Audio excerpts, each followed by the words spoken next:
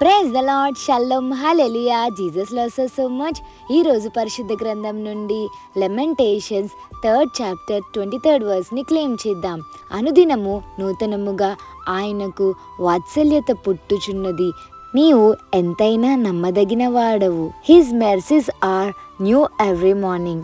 Everyday మనం చూడగలుగుతున్నామంటే యేసయ్య కృప వలనండి. New day ఇస్తున్నారు అంటే ఆయన వాత్సల్యత కూడా ఇస్తున్నారు. యేసయ్య వాత్సల్యత అంటే ప్రేమ, కరుణ, దయ, కృప. యేసయ్య మనలను పరిశుద్ధపరుస్తున్నారండి. ప్రతిరోజు ఆయన తన వాగ్దానంతో మనల్ని బలపరుస్తున్నారండి.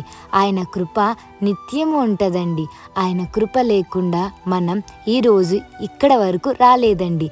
ఈ నూతన సంవత్సరంలో అడుగు పెట్టామంటే కేవలం దేవుని కృప వలనే మనం బ్రతికి ఉన్నాం. మనం ప్రార్థన చేస్తున్నప్పుడు యేసయ్య మన మీద కనికారం చూపడం జరుగుతుందండి.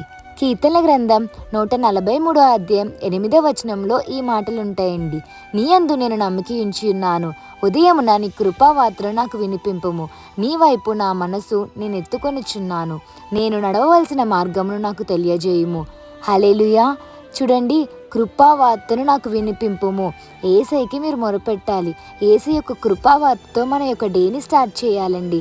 అండ్ రెండోదిగా, ఈ నూతన సంవత్సరంలో మనం అడిగిపెట్టాం కదండి, మనం ఏ మార్గంలో నడవాలో యేసయ్య మనకి తెలియజేయాలని యేసయ్యకి మొరపెట్టండి. ఖచ్చితంగా ఏ మార్గంలో నడవాలో యేసయ్య మనకి గైడెన్స్ ఇవ్వడం జరుగుతుంది. ఎప్పుడు కూడా మీరు గుర్తుపెట్టుకోండి, put God first in everything, then you will never be lost in your life. యేసయ్యని మొదటి స్థానంలో పెట్టండి. మీకు ఏది అసాధ్యంగా ఉందో యేసయ్య మీ జీవితంలో సాధ్యం చేస్తారు. Hallelujah. Jesus loves us so much. ఆమేన్.